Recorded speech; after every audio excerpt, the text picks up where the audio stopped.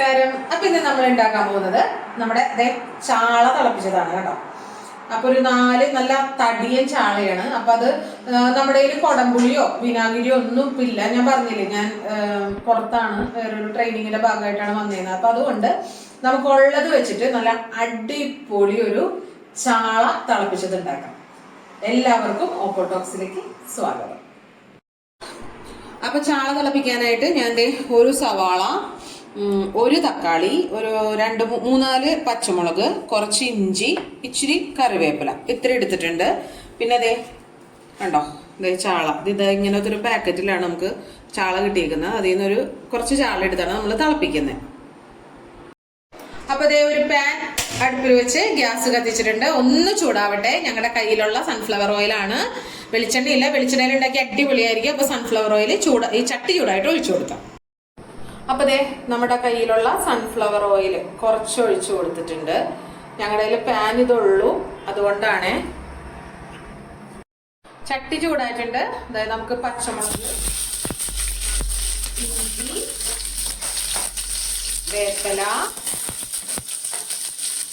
പിന്നെ നമ്മൾ നേരത്തെ അരിഞ്ഞു വെച്ച സവാള, ചെറിയുള്ളി ഉണ്ടെങ്കിൽ അതാണ് നല്ലത്. നമ്മുടെ കയ്യിൽ ചെറിയുള്ളി ഇല്ലല്ലോ. എന്നിട്ട് നല്ല പോലെ ഒന്ന് വഴറ്റാട്ടോ. ചെറിയുള്ളി ഉണ്ടെങ്കിൽ എന്തോരം എടുത്താലും ഭയങ്കര ടേസ്റ്റാണ്. ചെറിയുള്ളിക്ക് ഒരു പ്രത്യേക ടേസ്റ്റ് അല്ലേ. അപ്പൊ ഇതൊന്ന് വഴഞ്ഞു വരട്ടെ.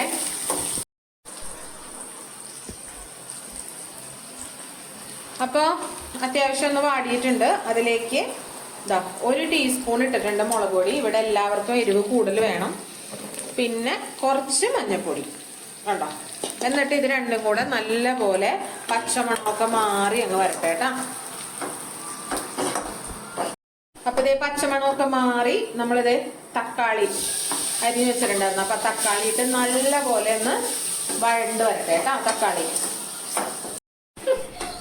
അപ്പൊ തക്കാളിയൊക്കെ നല്ല പോലെ വാങ്ങിയിട്ടുണ്ട്. നമുക്ക് കുറച്ച് വെള്ളം ഒഴിച്ചു കൊടുക്കാം.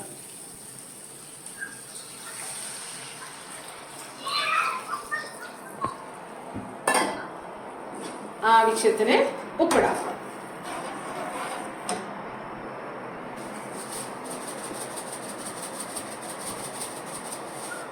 എന്നിട്ട് നന്നായിട്ട് ഒന്ന് തിളച്ച് വരട്ടെ കേട്ടാ. അപ്പൊ നമ്മുടെ നല്ല പോലെ തിളച്ചിട്ടുണ്ട്. അപ്പൊ നമ്മുടെ 4 ചാളയാണ്, നല്ല നല്ല വലിയ പോത്തൻ ചാളയാണ്. അപ്പൊ അത് നമുക്ക് ഈ തിളച്ചയിലോട്ട് ഇട്ട് കൊടുക്കാം.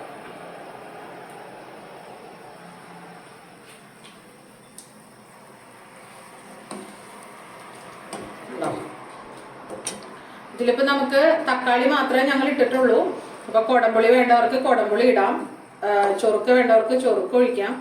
എന്നിട്ട് ഇത് നല്ലപോലെ തിളച്ച ശേഷം നമുക്ക് ഇപ്പൊ തന്നെ നന്നായിട്ട് തിളച്ചു വരുന്നുണ്ട്. എന്നിട്ട് ഇപ്പൊ നല്ലപോലെ തിളയ്ക്കും. എന്നിട്ട് നമുക്ക് സിമ്മിലിടുക. തീ സിമ്മിലിട്ട് ചെറുതീയില് നല്ലപോലെ ഒന്ന് വറ്റിച്ചെടുക്കാം കേട്ടാ. അപ്പൊ ഞാൻ സിമ്മിലിടുവാണ്. ചാള നല്ലപോലെ തിളച്ചു. നമ്മൾ ഇട്ടേക്കുന്ന ആകെ മുളക് പൊടി, മഞ്ഞപ്പൊടി, പിന്നെ ഇഞ്ചി, പച്ചമുളക്, സവാള, വേപ്പില ഇത്രയും മാത്രമേ ഇട്ടിട്ടുള്ളൂ. തക്കാളി. ഓക്കെ. അപ്പൊ നല്ലപോലെ തിളച്ചു. ഇനി ചെറുതീ കിടന്ന് വറ്റട്ടെ. അപ്പൊ നമ്മുടെ ചാളക്കറി, നമ്മുടെ ചാള തിളപ്പിച്ചത് കണ്ട നല്ല കുറുകിയ ചാറൊക്കെ ആയിട്ട്.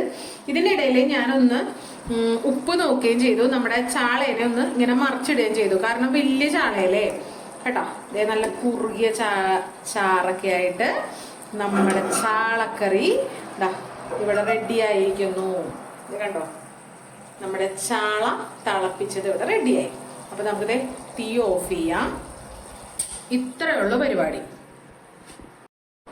അപ്പൊ നമ്മുടെ ചാള തിളപ്പിച്ചത് പെട്ടെന്ന് ഉണ്ടാക്കാൻ പറ്റിയില്ലേ. നമ്മൾ ആകെ നിസ്സാരം ഇൻഗ്രീഡിയൻസ് മാത്രമേ നമ്മൾ ഇതിൽ ഉപയോഗിച്ചിട്ടുള്ളൂ.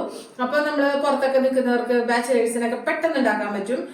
കൊടംപുളിയും ചൊറുക്കുണ്ടെങ്കിൽ ഒന്നും കൂടെ ടേസ്റ്റ് ആവും. പിന്നെ ഓരോ സ്ഥലത്തും, ഇപ്പൊ ഞങ്ങള് പറവൂരുകാരാണ്.